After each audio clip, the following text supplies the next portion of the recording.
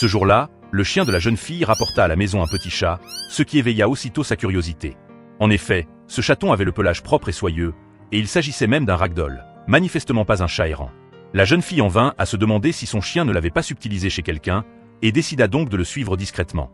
Mais l'animal, rusé, sembla deviner les intentions de sa maîtresse. Il la fit tourner en rond dans les rues, refusant obstinément de la mener directement à son véritable point de départ. Ce n'est qu'après qu'elle l'eut réprimandé qu'il la conduisit enfin devant la maison des voisins. On découvrit alors la vérité. Quelque temps auparavant, la chatte de ses voisins avait eu des complications en mettant bas, et la jeune fille, accompagnée de son chien, était venue prêter main forte pour l'accouchement. Cette expérience avait permis au chien de mémoriser l'odeur du nid. Lorsqu'il y revint plus tard, la plupart des chatons, apeurés, s'étaient cachés, sauf un qui n'avait pas reculé. C'est ainsi que le chien l'avait emporté.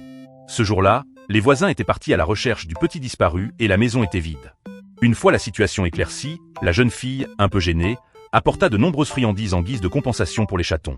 Le chien, fou de joie à l'idée de retourner chez eux, trottinait gaiement un sachet de friandises dans la gueule. Après avoir nourri les petits, la jeune fille se prépara à repartir, mais son compagnon resta planté devant le nid, comme s'il n'avait pas envie de s'en détacher. Se pourrait-il qu'il ait encore envie de ramener ce chaton à la maison ?